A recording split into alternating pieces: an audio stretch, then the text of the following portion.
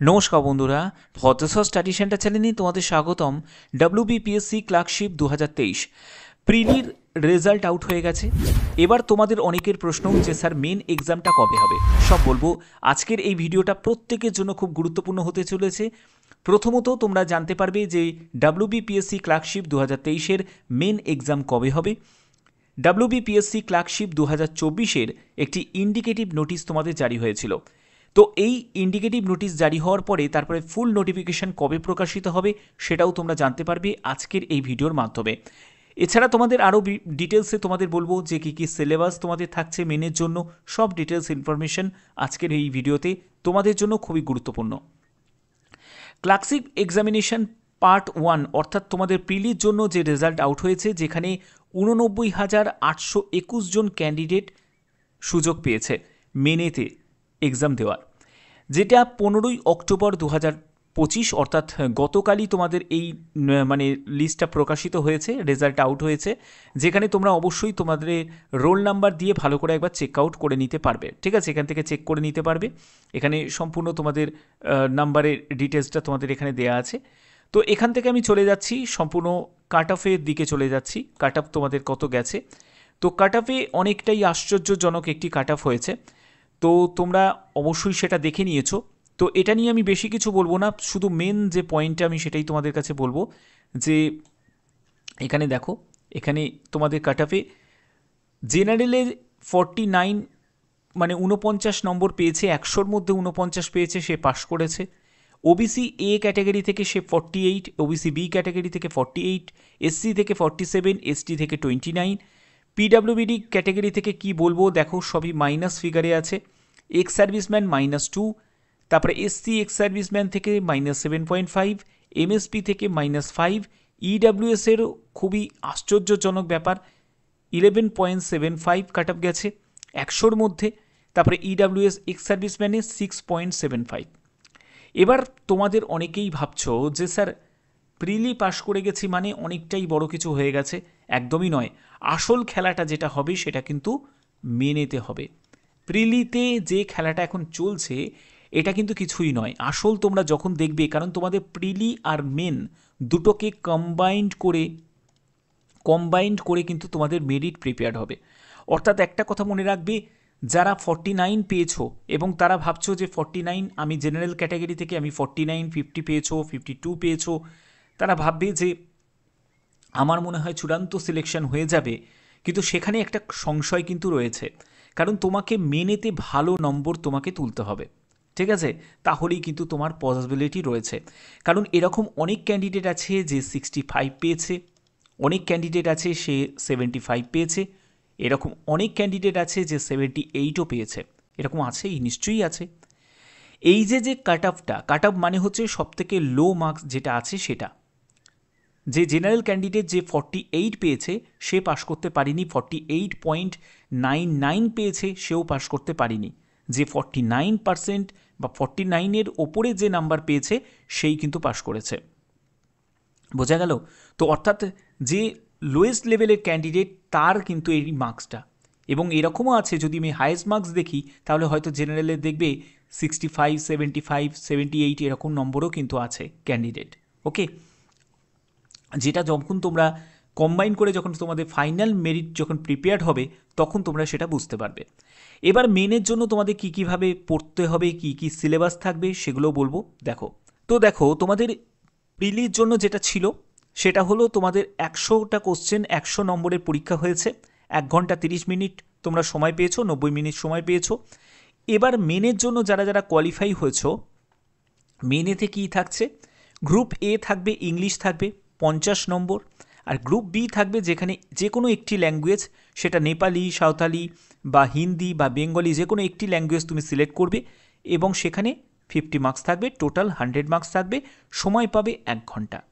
ওকে, এবং আবার বলে দিচ্ছি, প্রিলি আর মেন এই দুটোকে কম্বাইন করে অর্থাৎ 100 + 100, 200-তে তোমার যত স্কোর দাঁড়াবে ততই কিন্তু তোমার সুযোগ থাকবে ফাইনাল মেরিটে জায়গা করার। তার জন্য প্রিলিতে তুমি কমে সিলেকশন পেয়ে গেছো মেনেতে ফাটিয়ে দেবে সেসব বললে চলবে না। মেনেতে সত্যিই তোমাদের ভালো স্কোর করতে গেলে ভালোভাবে নিজেকে প্রস্তুত করতে হবে। কবে তোমাদের মেন এক্সাম হবে সব বলবো।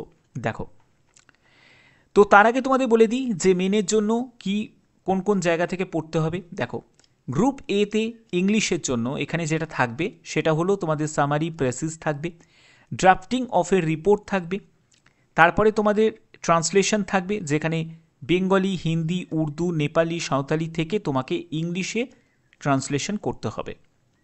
এরপরে গ্রুপ বি যেখানে তোমাদের ল্যাঙ্গুয়েজ টেস্ট থাকছে, বেঙ্গলি, হিন্দি, উর্দু, নেপালি, সাঁওতালি যে কোনো একটি ল্যাঙ্গুয়েজ তুমি সিলেক্ট করবে।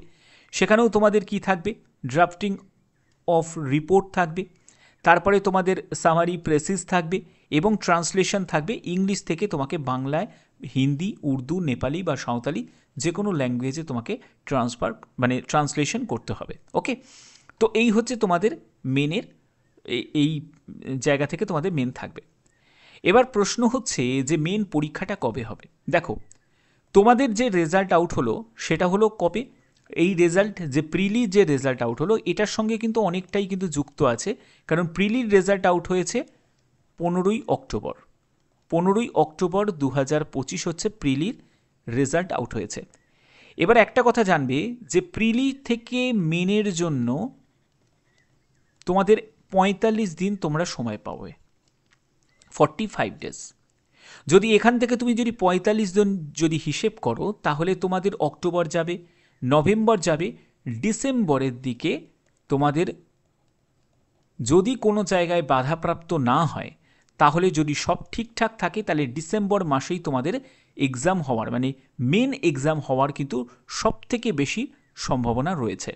এবার যদি তুমি এক্স্যাক্ট বলতে চাও তো তোমাদের আমি বলবো এখানে 1 থেকে 15 তারিখের মধ্যে, অর্থাৎ 1 থেকে 1 ডিসেম্বর থেকে 15ই ডিসেম্বরের মধ্যেই তোমাদের মেন এক্সাম হওয়ার সবথেকে বেশি সম্ভাবনা রয়েছে। ওকে, ব্যাপারটা ক্লিয়ার। এবার চলে আসছি তোমাদের WBPSC ক্লার্কশিপ 2024-এর ফুল নোটিফিকেশান, নতুন বিজ্ঞপ্তি।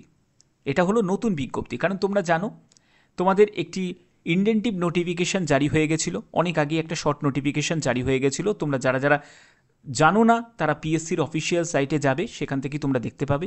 যদি এখানে ভ্যাকেন্সি যদি বলতে হয় কত ভ্যাকেন্সি আছে, তো দেখো এখানে ভ্যাকেন্সি কিন্তু খুব একটা বেশি কিন্তু থাকবে না, ঠিক আছে, আগেই বলে রাখছি ভ্যাকেন্সি খুব একটা বেশি থাকবে না, যেহেতু ব্যাক টু ব্যাক তোমাদের নোটিফিকেশান জারি হচ্ছে।